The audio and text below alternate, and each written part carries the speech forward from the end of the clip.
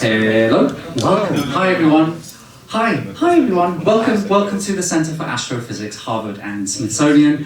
We are very excited to be welcoming everyone here for what I'm sure is going to be an incredibly dazzling, spectacular show. So just allow me a couple of moments to introduce myself. My name is Philippe. I'm the outreach manager here at the Harvard College Observatory. I'm extremely passionate about connecting people to the wonders of the universe, whether that's through public events, through storytelling, school visits, or just highlighting the incredible research that is taking place at the Center for Astrophysics. So that is me. Well, without further ado, I'm going to pass it on to David, and I do have some opening introduction comments for David. So it is my pleasure to introduce Dr. David Ibbett, a composer, educator, and passionate advocate for the fusion of music and science. Based in Boston, he is a professor at WPI and the director of the Multiverse Concert Series, a groundbreaking initiative that brings together live performance and scientific exploration. David's innovative compositions blend classical and electronic music, incorporating scientific concepts, sonified data, and collaborations with researchers across disciplines, from astrophysics to oceanography. He has served as the first guest composer at Fermilab, and as of recently, he is the resident composer at the Center for Astrophysics, Harvard and Smithsonian. His work, including the Black Hole Symphony and Mars Symphony, have captivated audiences in planetariums and concert halls nationwide. With a deep commitment to education and mentorship, David nurtures the next generation of composers while continuing to push the boundaries of musical storytelling through science. Please join me in welcoming Dr. David Ibbett.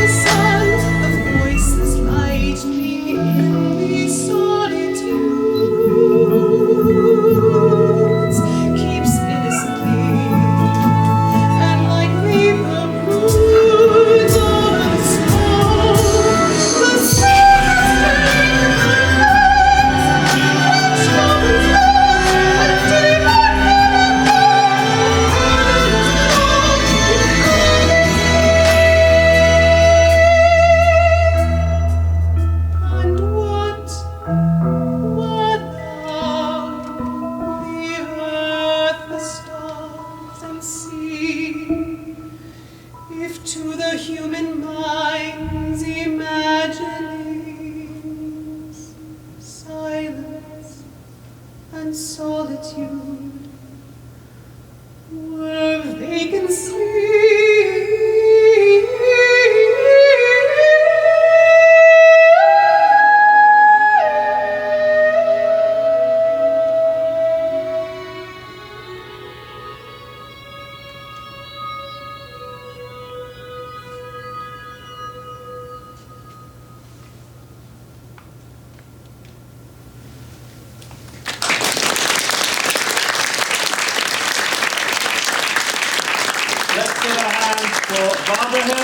who is our voice of the universe for tonight's show.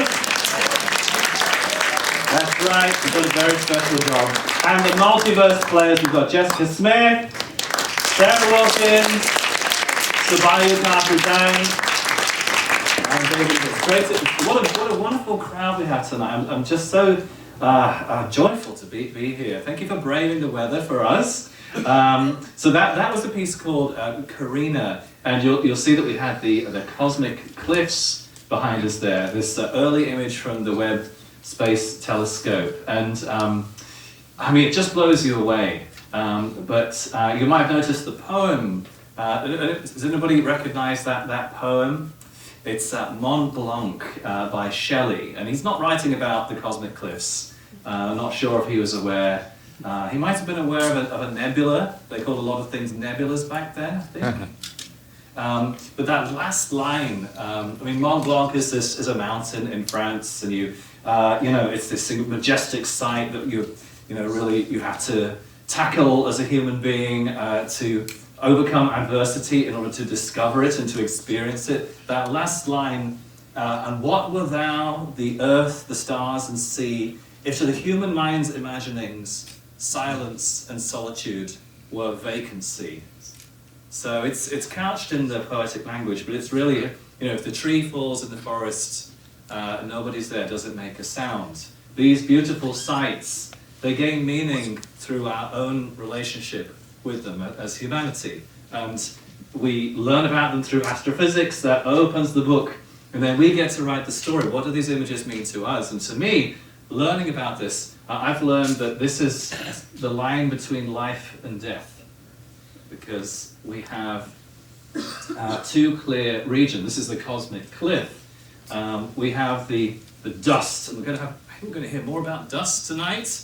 Yes, dust is very important. The dust is remnants of dead stars that have gone supernova and strewn their remains through the universe.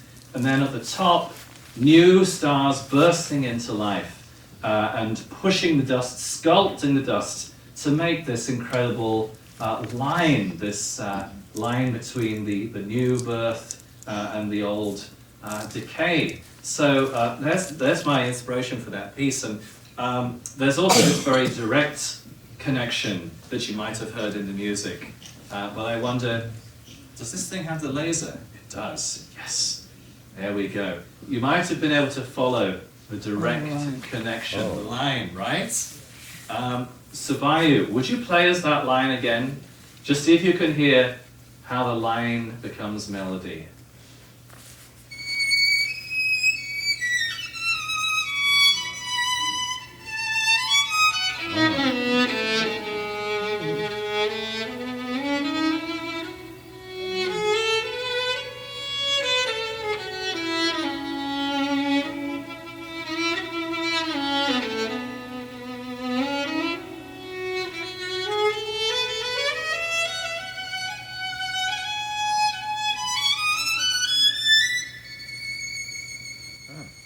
Let's give her another round of applause. That's beautiful.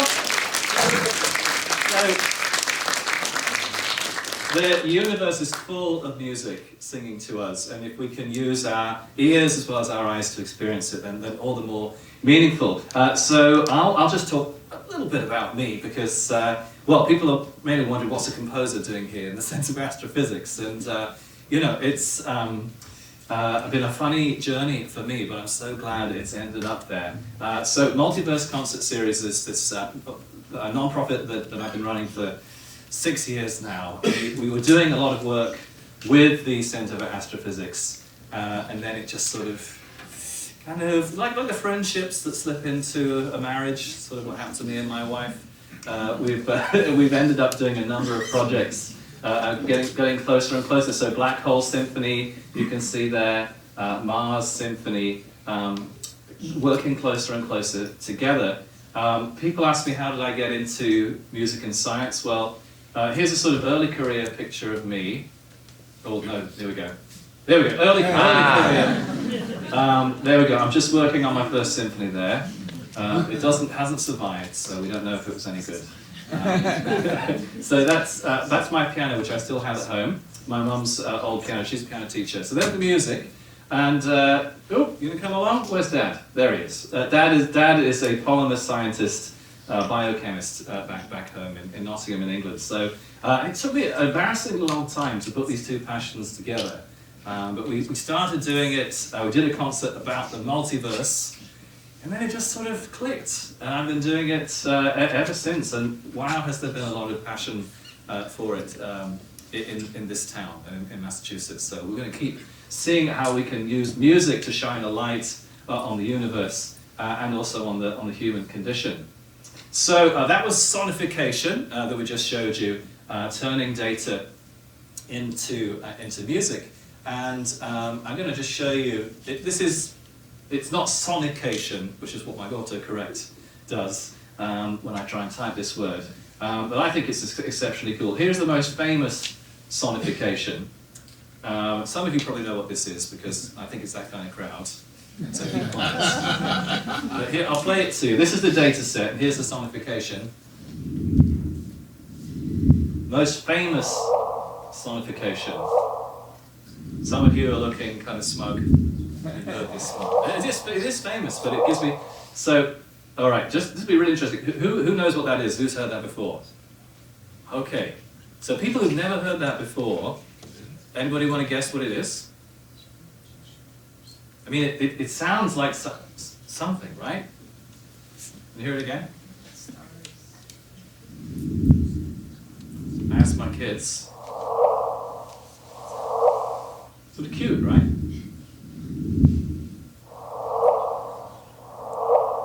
Anybody getting anything from that?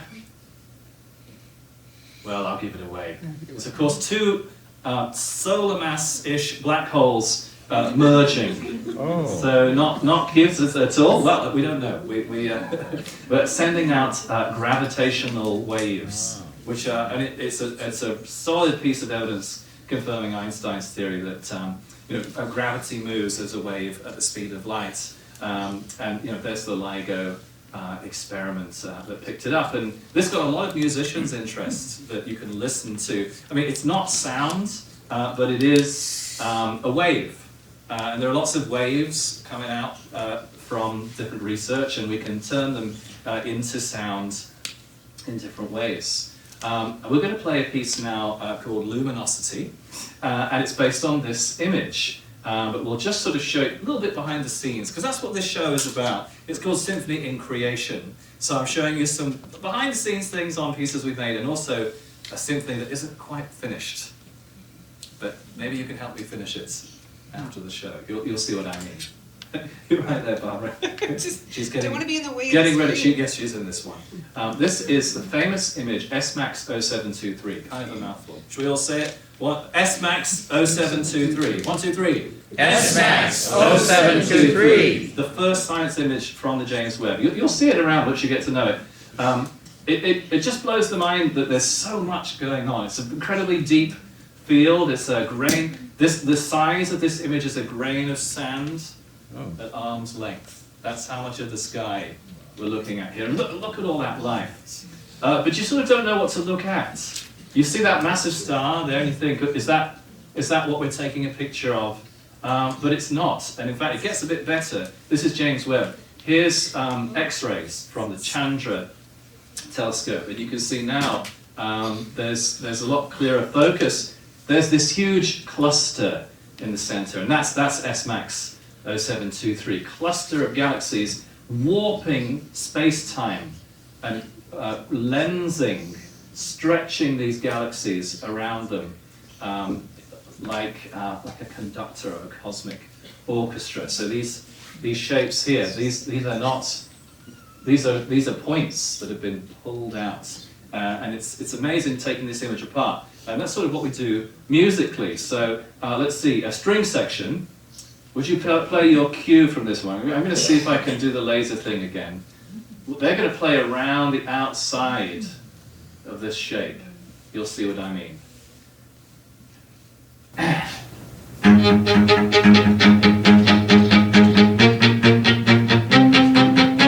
As they get further from the center, it gets higher.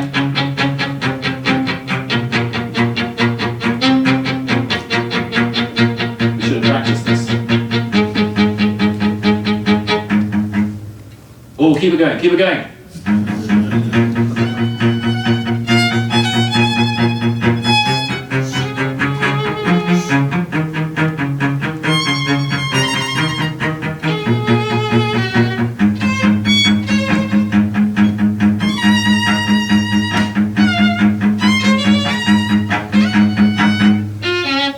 Here's your round of applause. There we go. Live sonification for you. So that's the X-rays from the gigantic cluster. There's the distant galaxies. I think we're going to show you them in the music, though. You get the idea. Here we go. Luminosity.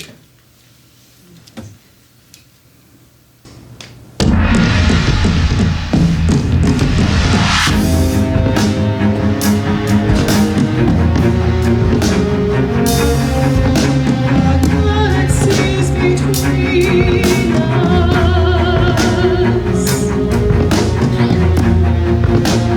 clustered in the darkness.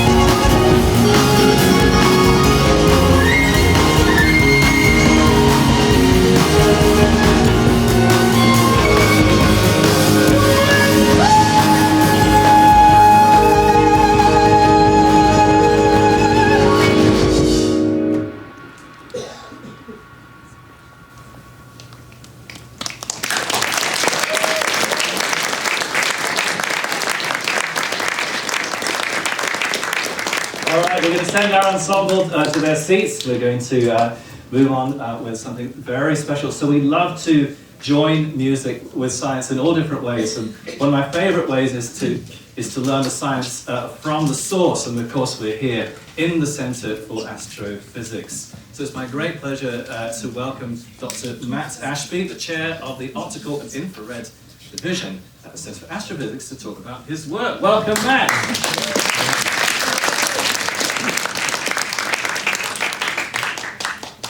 Hello, is this on? Can you hear me? Where are you? Oh, thank you very much. Thank you, David. That was wonderful. Welcome, everyone. As David said, my name is Matt Ashby. I'm the chair of the Optical and Infrared Astronomy Division here. And if I were to describe what it is I actually do for a living, besides just saying that I have a lot of fun, I would say that I'm the sort of person who helps develop space telescopes for NASA. That's my main job. And what I hope to do with a small amount of time I get to share with you this evening is to convey a little bit of the sense of joy that people like me feel at the advent of this amazing machine, JWST, and what it means for our profession. The amazing doors that it has opened up for us. Why did people like me cry when it was launched? Because a lot of us did. Not me. And so I've decided that the way that I'm going to do that is to describe a little bit of my personal history. I'm going to go backwards in time in my own professional life, and then come forwards, and then go way, way back. So bear with me a little bit. I hope you enjoy this. The first place I'm going to go is to my first space mission, which was Voyager 2. Maybe you remember that. I was part of this as an undergraduate when it was doing its grand tour of the solar system. That was so fun. That's why job is quotes, by the way. And let me just orient you to what this thing is, this machine. The actual spacecraft is that octagonal assembly on the far end that holds the computer, the gyroscopes, the reaction wheels, the memory, all that kind of stuff. The plutonium reactor is hanging off this boom, and yes, we really did launch nuclear reactors into space in the 70s because this thing is going so far we couldn't use solar panels to power it. All the science instruments, which were the focus of the mission, are hanging off another boom up there, and that was the focus of my internship, but it is not what sticks with me today. It is actually the satellite dish part. That's why I gave it its own special arrow. So this is what we did with it. By the way, this is a picture of Uranus that was taken by Voyager. So we launched this thing like a bullet from the Earth, and we sent it out 3 billion kilometers to Uranus. And we watched it as it broadcast continuously to Earth from the high gain antenna. We just listened to the signal, that's all we did, and monitored it as it went behind the planet. Then with some anxiety, we waited for it to emerge, not too much, but a little bit. And when it came out again and was off with a little bit more velocity on its way to Neptune and Pluto and the rest of the universe, and it's left the heliosphere now. This is the amazing part, okay? We watched the signal in a continuous stream as this encounter happened. And we watched it drop off as the thing went behind the planet. We watched it rise back up as it emerged from behind the planet. And that slope, the loss of signal, the regain of the signal, told us how fluffy was the atmosphere, is the technical term. And by inference, what is the atmosphere made of? And I just thought, that is so cool. Think about this. From the tilted Earth that is spinning every day and orbiting the sun, we launched this thing 22 kilometers a second, 3 billion kilometers to another planet that is orbiting in a different plane, and we hit the bullseye. We didn't splat on this thing. We hit the bullseye and learned something, not from the science instruments, but from the high gain antenna. I just thought that was so cool that I wanted to do this for the rest of my life. And so far, so good. So I went off to grad school. I needed to get my PhD. And I finished my courses, and I did what you do. You talk to all the smart people, which is the senior graduate students, and figure out what they do and try to copy them. So Dave was the last one I spoke to. And Dave's such a nice guy. He's like the world's nicest guy. So I sat down next to Dave one day, unsuspecting Dave working on his project. So Dave, I said, what are you working on your thesis? Dave brightens up. He says, well, I'm studying interstellar dust. You heard that you were going to be hearing about dust. So to Dave, I said, how interesting. Maybe I should do that too. But to myself, I was thinking, that is absolutely stupid. That is the worst idea I've ever heard. But I didn't say that to Dave because he was such a nice guy. And why did I think that to myself? Well, dust is the stuff that you clean up from the floor when your house gets dirty. It is not black holes. It is not galaxies. It is not the Big Bang. I cannot impress people at parties by telling them that I study dust, you know. But I'm here to tell you that I have spent my whole life studying dust. I'm glad I have. And I hope to persuade you why. And this is going to tie into Webb closely. Okay? So just bear with me a little bit longer. Why is dust important? It's because we are made of dust, in a way. So this is a Hubble image, not Webb, and it shows in the foreground a cloud of gas and dust that's dark because you're seeing it in projection against another cloud of ionized gas illuminated by an incredibly hot star that's out of frame at the top. Okay? And some of these stars in the field have just emerged from the cocoon of gas and dust out of which they formed. And the way this works is stars are fusion engines. They're fusing hydrogen and helium, they're making carbon and nitrogen and oxygen, and then many of them, when they die, they go supernova, and they return these elements to the interstellar medium, and at that moment they make nickel and iron, and these things are swept up later, as David described, to make new stars and new planets. And this is what happened with the Earth and the Sun and our solar system. You know, the iron in our blood came from inside a star. And to me, that is a profound thing, and that is why I study it. So, and that is why the Milky Way looks this way. If it weren't for the dust that blocks the light from the stars, this would be a very smooth distribution of light in the Milky Way. It would look like a band, an uninterrupted, smooth band. But it looks blotchy because all the dying stars have seeded the interstellar medium with material for new life. As I think of it, this dust that makes it look blotchy. Now, this is another view of the Milky Way where you see only the dust that was made for my thesis. I didn't tell Dave I did this. By the IRAS satellite. This is, you could call this like the first generation version of Webb.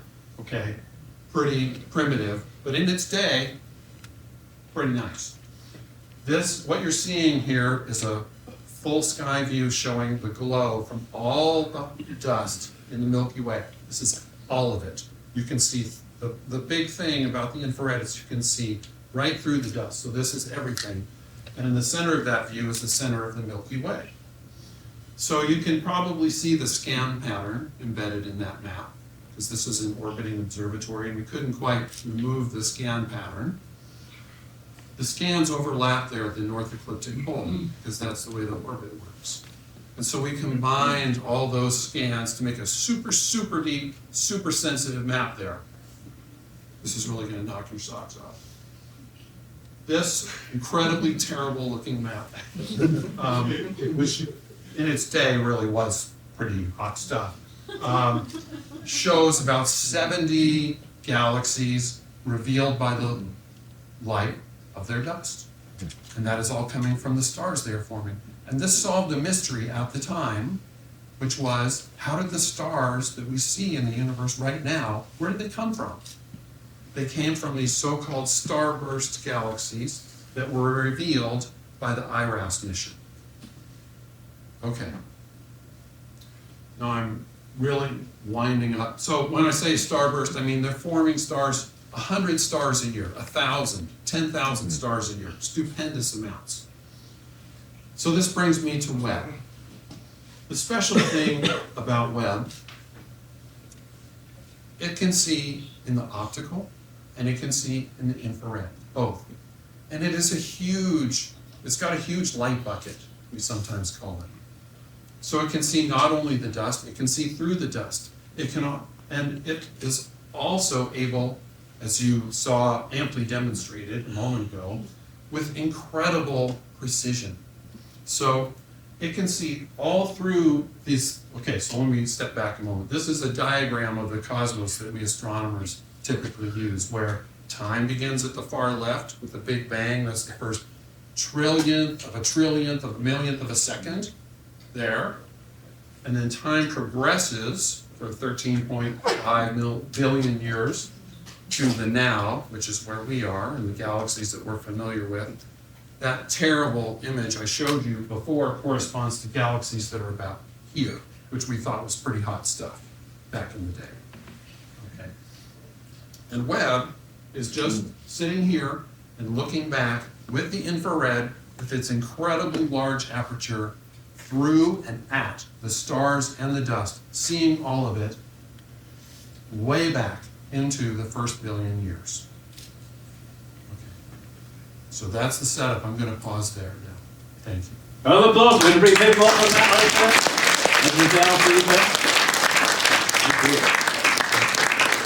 So, I've been getting to know the CFA over the years. And of course, I'm not the first person to have done sonification work. And, you know, in my sort of communicating, discovered that there's a 13-year-old project doing sonification. And has it ever been played live here? So I've got Gerhard Sonnert is astrosociologist and bass player who's going to share something very special. Let's give him a round of applause.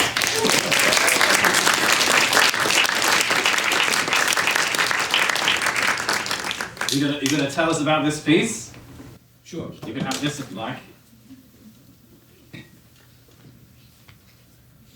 All right, good evening, everybody.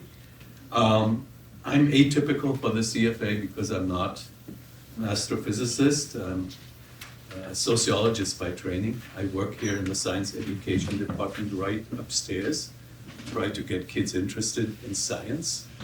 And the other thing I do is I'm an astrosociologist. I teach astrosociology in the Harvard Astronomy department, which is about the interconnection between humanity and the cosmos. And this is very interesting. The cosmos is very interesting for humanity, for the time humanity has existed. The first humans already looked up into the night sky and wondered what's going on there.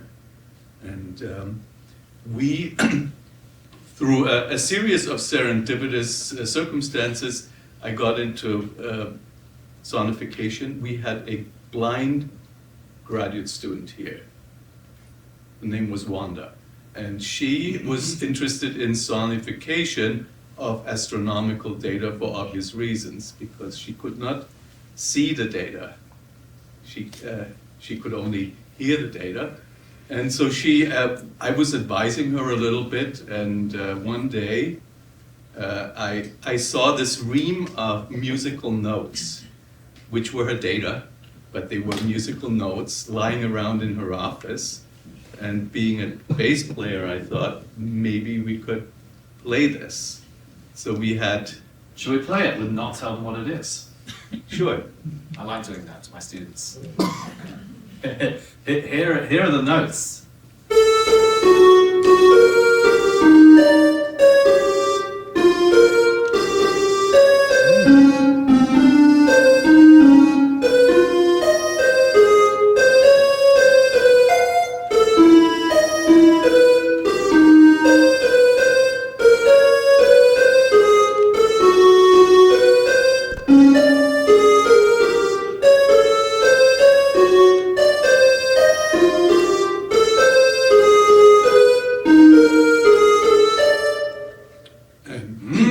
On it goes for hours, days, I guess centuries. So these were astronomical data that originally were X-rays. These were X-rays from a binary star system.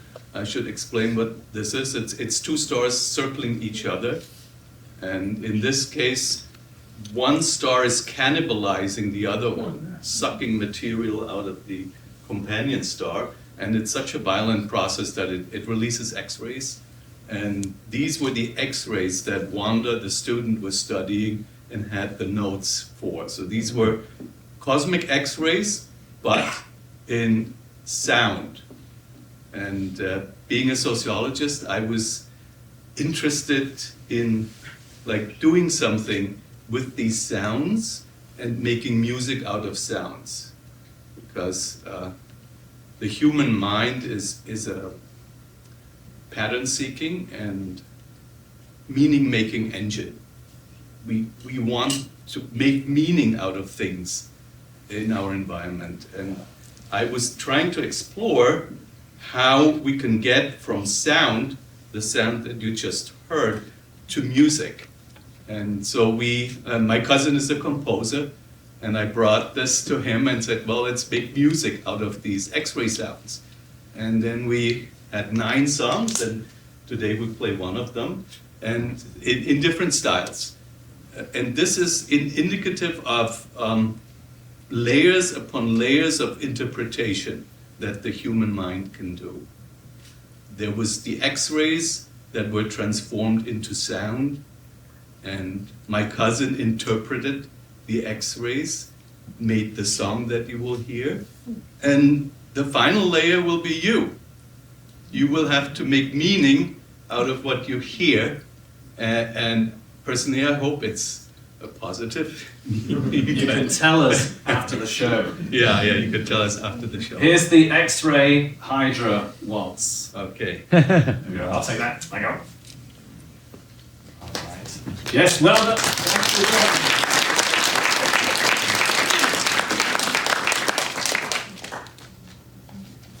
Please come prepared. I've been practicing.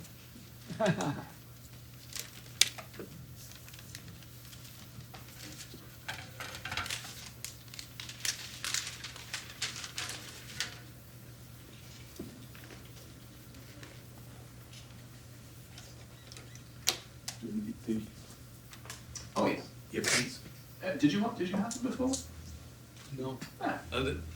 Played without. We're good. We're good. Okay.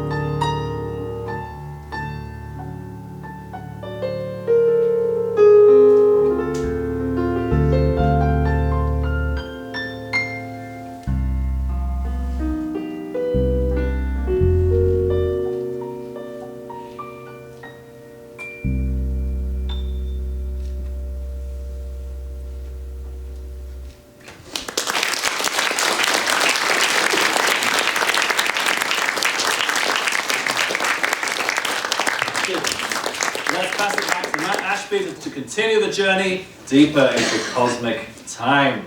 Thank you, sir. Okay, so I was saying, where we left off was Webb is a kind of cosmic time machine. And I had just explained a little bit about this diagram that we astronomers typically use to illustrate the different epochs that have transpired since the Big Bang. Now, the special thing about Webb, one of several special things, I mean, it is a NASA flagship mission, is that it can see in the visible, the same light that your eyes can see, and in the infrared simultaneously. Many wavelengths of light, many octaves of music, I would say. So, in order for that to happen, Webb has to be super, super cold, and so we launched it into a special place. This is not to scale, but it makes the point. Webb, in order to be cold, has to be sequestered from the thermal radiation from the Earth, which would warm it up, and from the Moon, which would likewise warm it up. They're around 300 degrees Kelvin. So we put it out at the second Lagrange point, L2, which is around 5 times further from the Earth than the Moon is.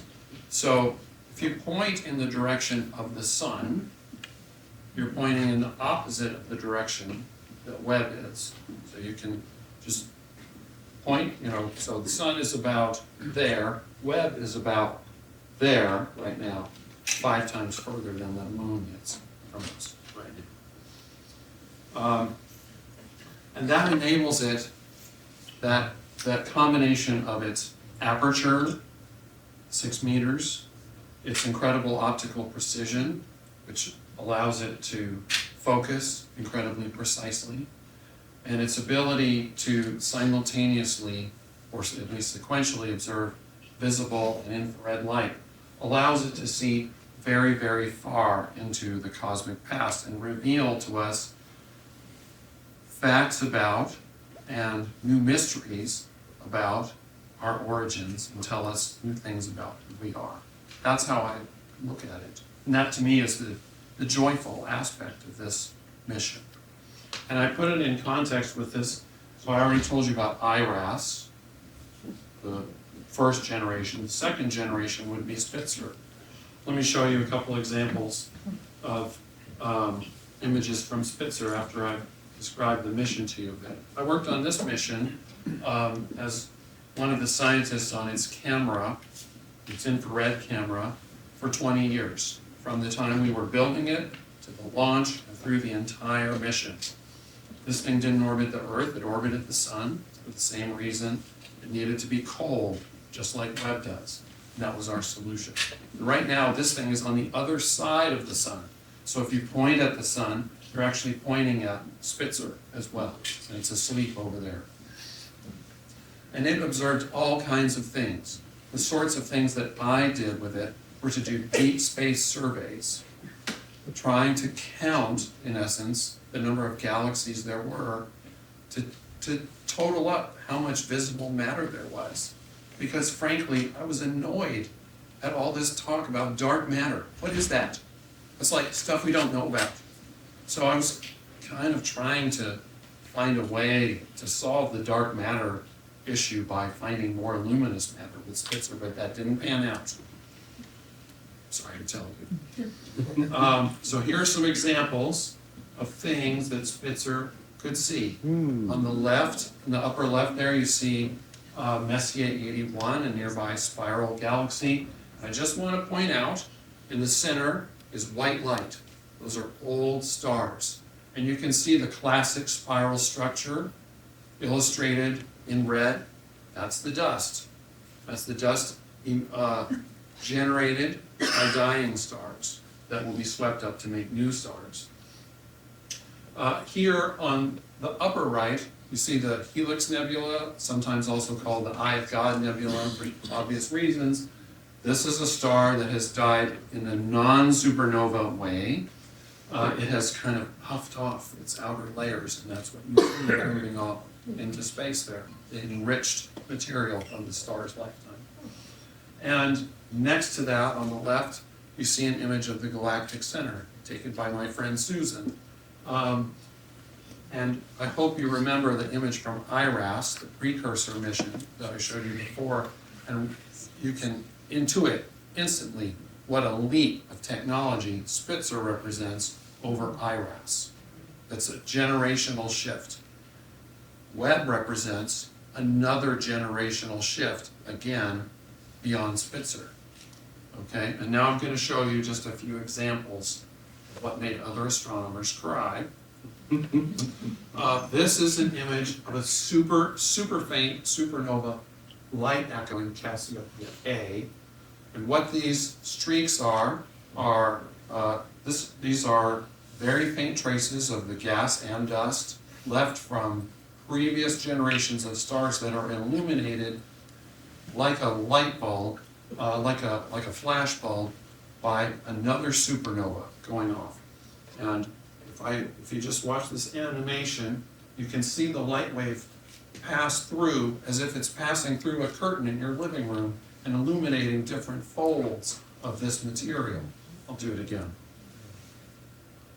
And I want to stress that this stuff is more diffuse than anything that has been created on Earth in any vacuum chamber. Yet we can see it with the sensitivity of Webb. It's miraculous. Translate this 1,000,000-fold into the million observations that Webb is carrying out, and it's just stupendous for us. Now this is nearby. This is an object in our galaxy. If you step out a little bit, here are some nearby spiral galaxies. These look very different to Webb than they do what I would call classically. You can see the white light of the old stars in the center, and you can see the spiral structure in both these galaxies. That's evident. But what's new with Webb are these bubbles, these prominent bubbles that are scattered throughout the interstellar medium of both galaxies. And these are created by chains of supernovae that are like snowplows, moving all the interstellar material out of the way. And we now have a kind of new picture of how galaxies look.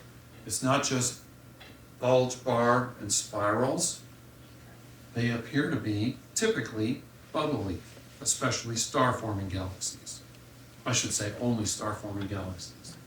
So Webb has changed our view of the way galaxies look. Now, this is a different cluster, stepping further out in distance. That galaxy in the middle, you'll notice right away, it's white. It's what we call a dead galaxy. I'm not quite sure if I should be sad about it or not. I'm kind of melancholy about it. This thing has no dust in it. That means no stars forming. There's no star formation activity in this thing.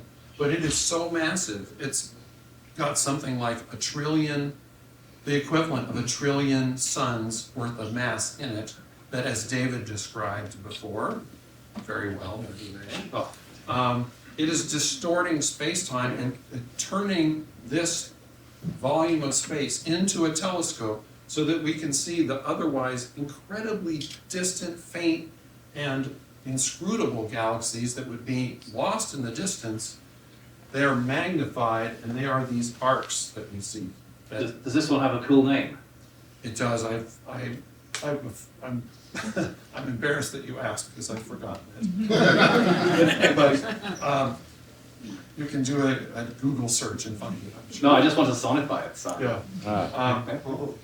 So even these faint arcs are even subtly lensed by companions to this foreground galaxy. You can see the bending of the light happening there.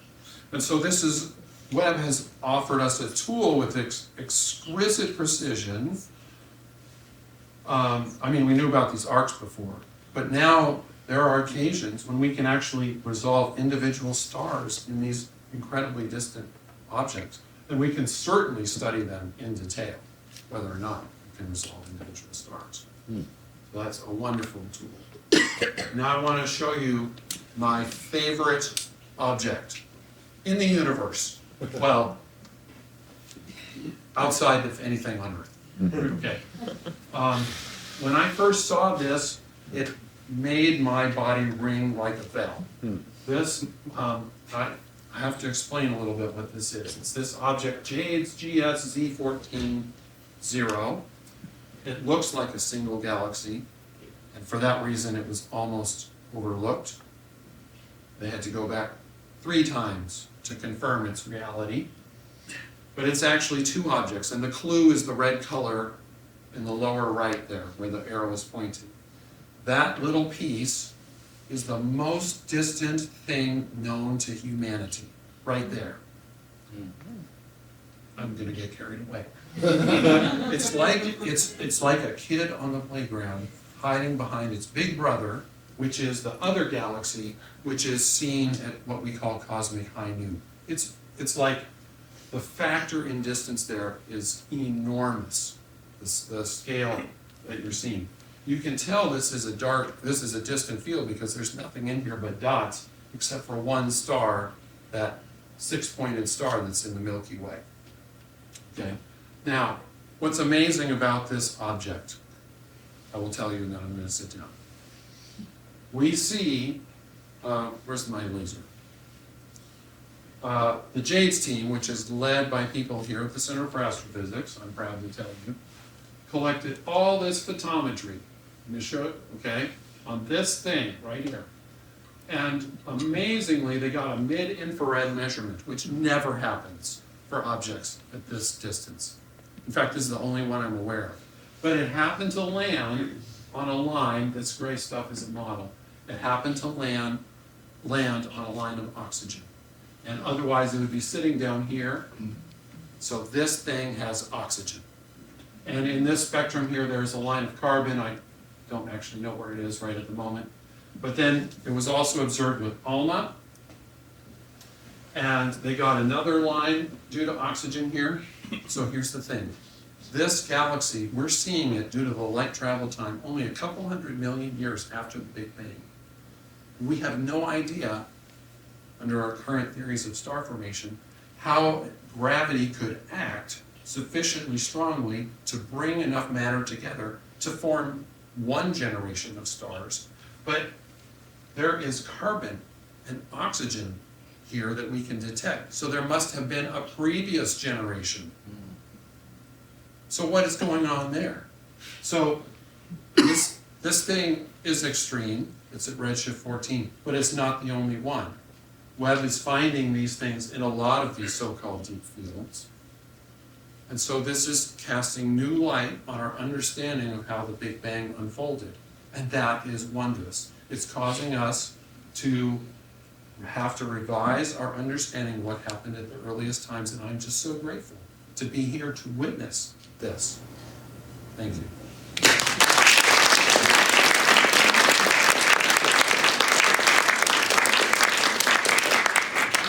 Okay, so we've been journeying around the universe and back in time, and we're at the focus of the show, a symphony in creation. Ooh.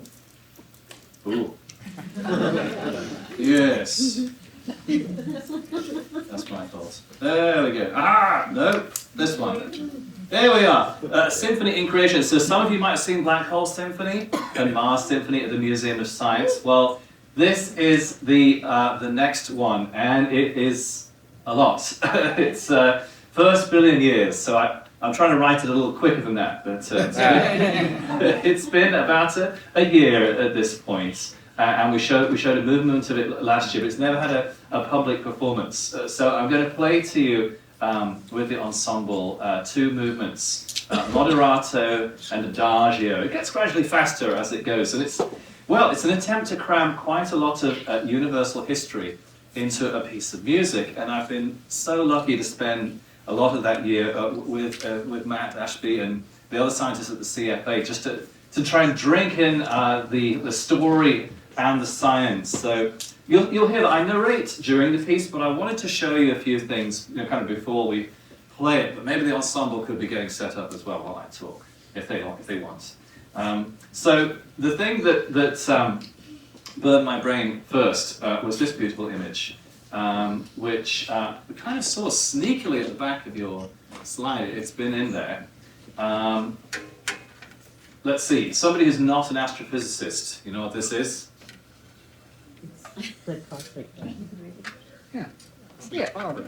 This is super important. This is the cosmic microwave background. There we go. And if you haven't seen it, it's the oldest light in the universe. Am I right?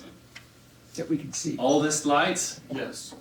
that we can see. There we go. Okay, there's a little oldest light in the universe, and this is the WMAP satellite's picture. So this is not the very beginning, but it's so close to. It's the point where the Big Bang finally gets cool enough that atoms can form, and at that point, light is able to escape, and then you get. It's been traveling ever since then, about 200,000 years after the Big Bang. I'm looking at my scientist colleagues.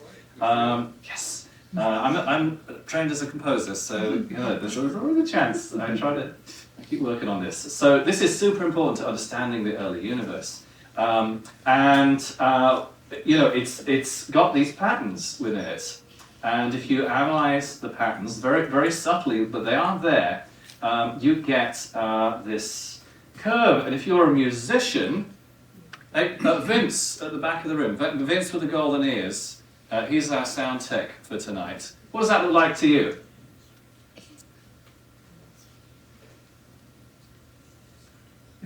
Well, it's a bit like a bliss. Bit like a gliss? I thought you were going to say an EQ. Oh well, it could be a frequency spectrum. And it is a frequency spectrum, a wavelength spectrum. You might adjust this on a modern hi-fi. This is angles on the sky, and you can see that at a large angle there's a very strong peak, and then as the angles get smaller and smaller and smaller, they drop off. But these resonances are there, and those are the waves left over in the plasma. And they are still impacting the universe today. Because they're wavelengths, this is angles on the sky. If we imagine the sky as a musical instrument, we can turn them into notes. This is what they would be like in different universes that aren't ours. But in our particular universe, it's in A major. I chose the A, but you'll see that you get, if you sonify these notes and the ratios between them, the primordial waves, you get an interesting sonority. And this was sort of my first building block. So I'll play it for you just by myself here.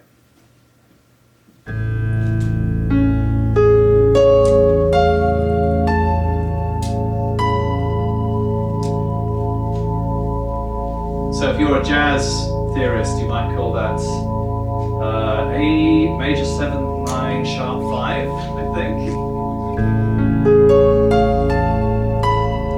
But you can see that the gaps get smaller as it gets higher, which is what a harmonic spectrum does. But it's not like a straightforward harmonic series that we expect out of a resonating string. So it's a very curious and beautiful harmony, which is impacting our universe at the early stage, but also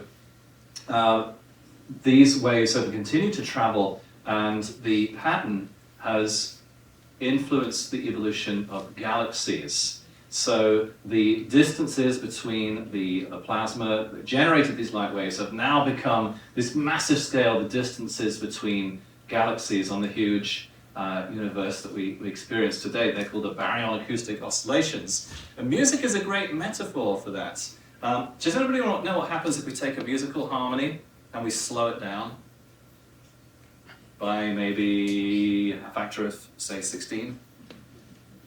If we take a musical frequency and divide it by 2, anybody know what happens? 440, 220, 110, 55. If we halve it, we go down an octave. But it doesn't take very long. I kind of run out of piano. Yeah. So if we halve it enough times, see what happens. Where's my button? I programmed this earlier. Here we go. This is what happens if we take that harmony I played you and stretch it out the same way that the universe is stretching out today.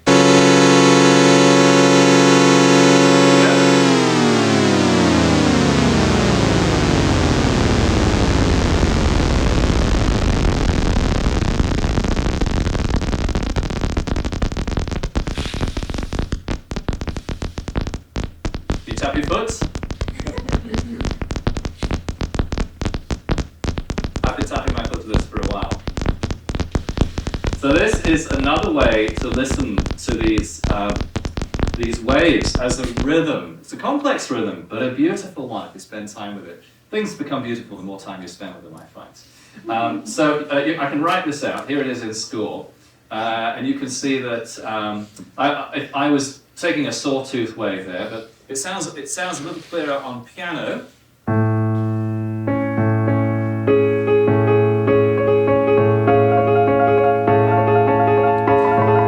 So that's the light from the Big Bang, from the plasma. We're hearing it at a high frequency and at a slow, rhythmic frequency at the same time. It's a way for us to experience this data in a way that is otherwise quite abstract. So you'll hear a lot of this chord and the rhythms within it in the symphony. We're going to encounter the first star at some point on our journey. And this mnemonic here, I think it was developed here, right? Is that true. it is across the hall by the Harvard computers. They were a pioneering group of women working right here in this historic building, trying to discover the different types of stars and objects that populate our universe. And they came up with this mnemonic, OBAFGKM. OB, a fine girl, guy, guides, and kiss me. I don't know, it's been updated, but you can see it's a way to remember. With O being the most massive stars, the first star would perhaps have been like an O star, but even bigger. And its spectrum we can see there. I won't get too much into this, but it shines with a light of pure hydrogen, and we can take the light from the hydrogen atom. And because it's light, because it's wavelengths, we can listen to it. And it sounds... a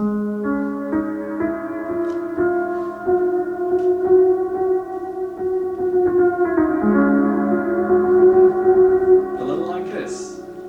You can see that those wavelengths have a very interesting series to them as the light, as the electrons are jumping around in the atom. So I built my star piano, that's why the second piano is here. So when I'm playing this one, this is early stars in the universe. And I think, oh, that's not the right button. This is a later star, a bull metal pulsar discovered by Hannah Frabel. I'll save that one for later.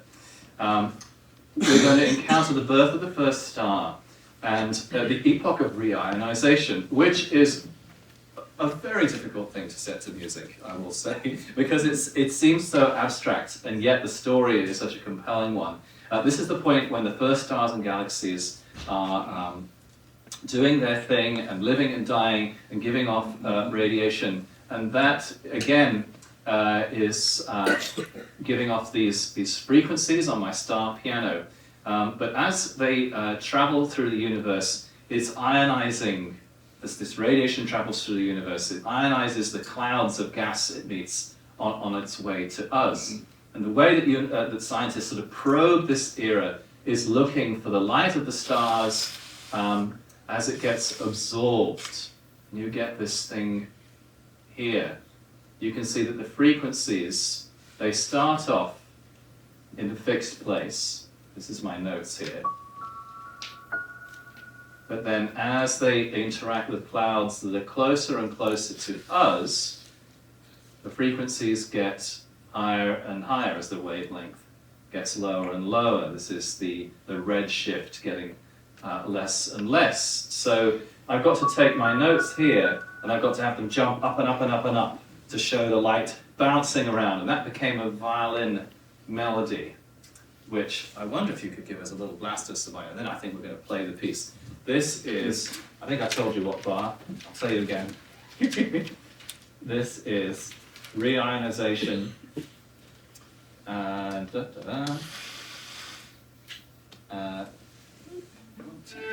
84, reionization.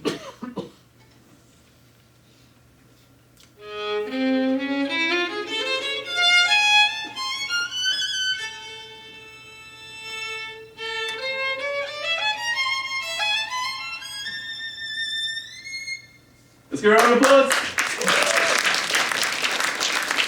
We hear that melody a lot through the symphony. So look out for some of these things, melodies and harmonies and rhythms from the universe as we tell the story of the first billion years. Here we go.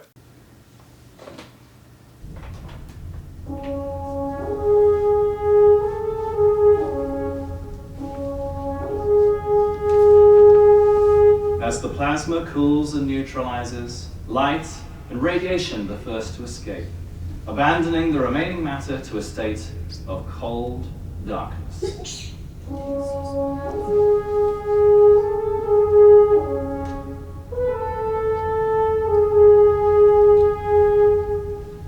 Welcome to a time before stars, before planets, and before galaxies, the cosmic dark ages of the first billion years.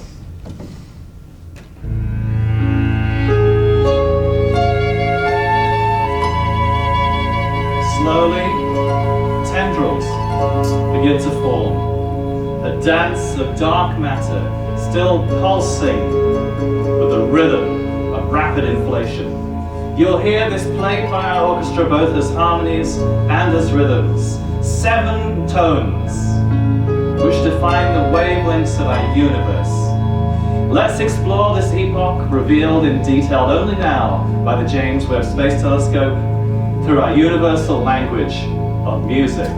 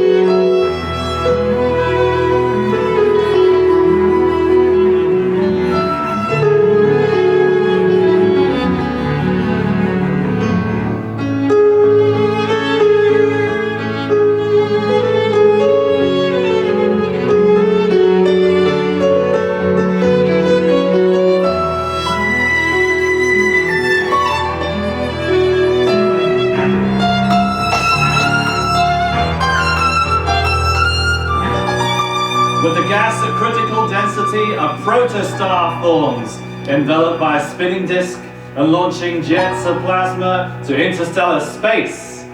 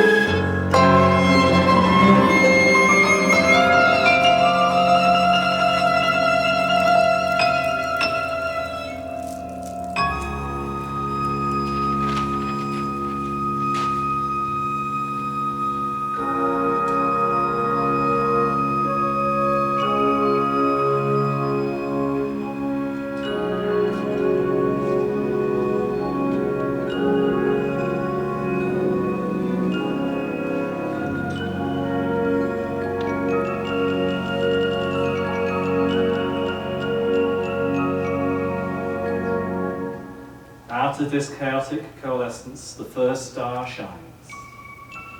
Massive in size and burning with a flame of pure hydrogen. The chimes of our orchestra play its light spectrum as musical notes as the electrons dance in their shells around blazing hydrogen atoms. How long can such a massive furnace sustain its radiance?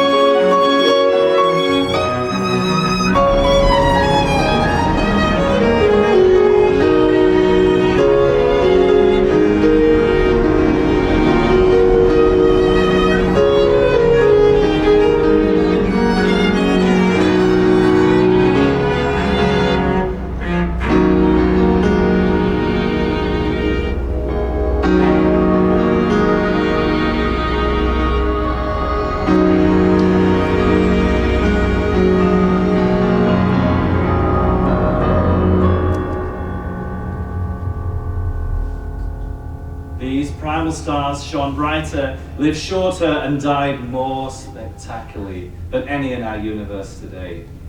Their cosmic legacy? Heavier elements drifting into space as dust. The first iron, zinc, aluminum, titanium, and carbon in the universe. Each element adds its chime to the cosmic symphony.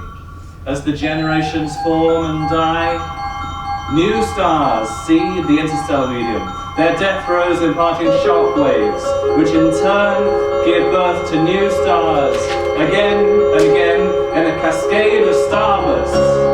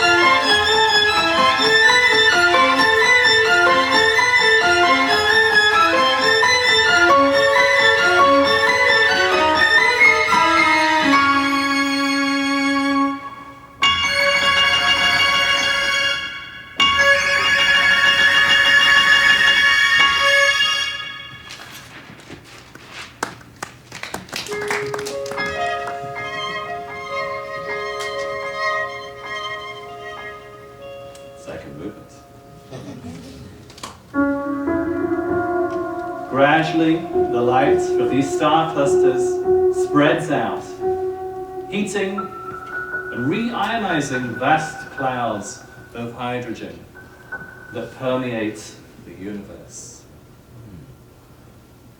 Their spectrum hides such intricate colors.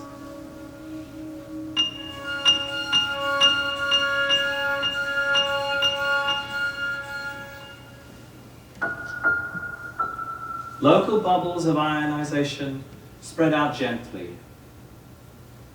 pooling like dewdrops in the morning,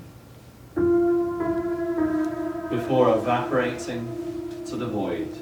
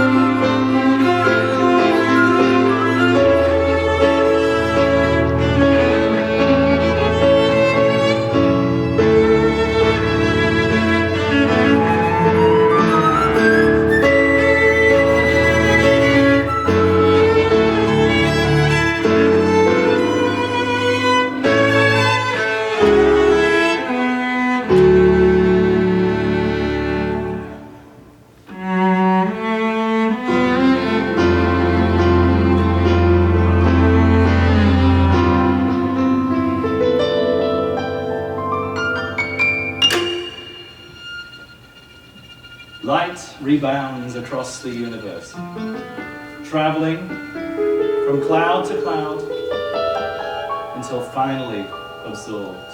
We can see and hear this as a forest of missing colors, ascending with frequency with closer and closer distance to Earth.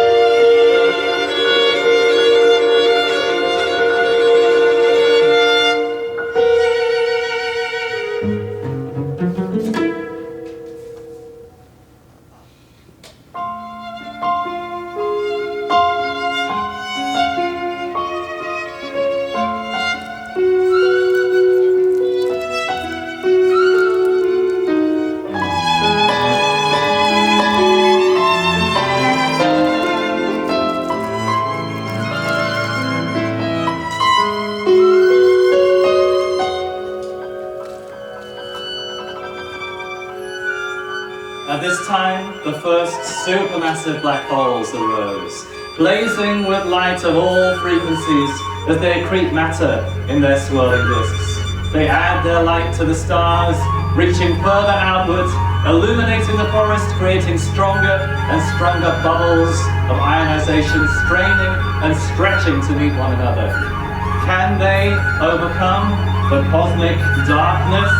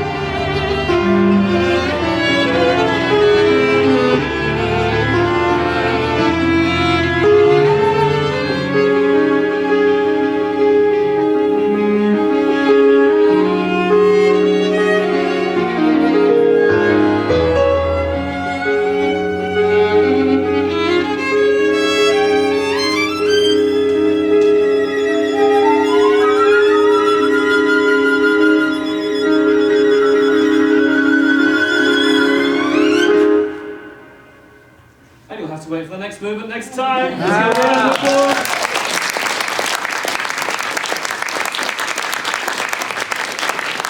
Thank you very much. We're just going to hit it with the last song. Let's bring back the voice of the universe. Give her a round of applause. She's coming back. There's the team, by the way. Big team for that project. More of it soon. Let's see. Let's plug you back in. So it's been an absolute joy to have you come. We've got one more piece for you. This is called Island Universe. And it's all about a galaxy. And particularly all the way that the galaxies keep knocking on our door. And we might go about our lives changing diapers, cleaning up vomits, trying to get our kids to school. But the universe is out there all the time. And it knocks us on our door. And it enriches our lives and paints these pictures. And we're part of the picture. We're connected. And we're constantly discovering those connections. And this piece is dedicated, therefore, to outreach and the connections between us and the universe. And I hope he's in the room. This piece is dedicated to Philip Reiki, the head of outreach here at the HCO, and to the Harvard College Observatory itself, for all the work they do to connect the universe to people like me and to you and the world. So Philip, take a round of applause, Philip. This song's called Island Universe. Should we feel small or connected?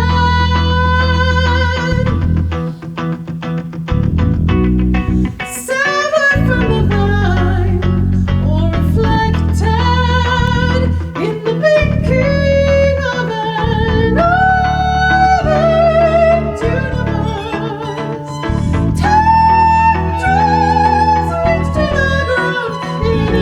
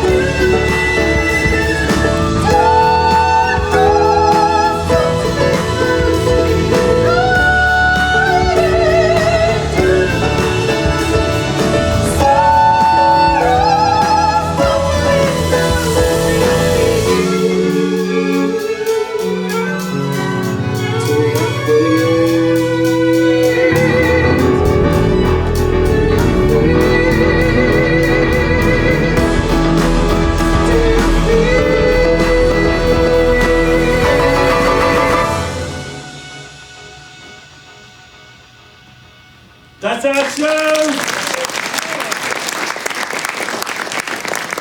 Go along to what it's saying. Let's start with Barbara Hill, Voice of the Universe. Jessica Smith, Blue Kidlow, take a bow. Sarah Wilkins, cello. Kazaya Zhang on violin. We've got Vince Miller, the man with golden ears, at the back of the room. And our staff guest is still in there, Dr. Matt Ashby. Come and take a bow with us. There you are, a little something to say thank you for the inspiration and for making the world a better place. And Philip Reiki for making this event possible. Let's give him a round of applause. Come down, take a bow with us.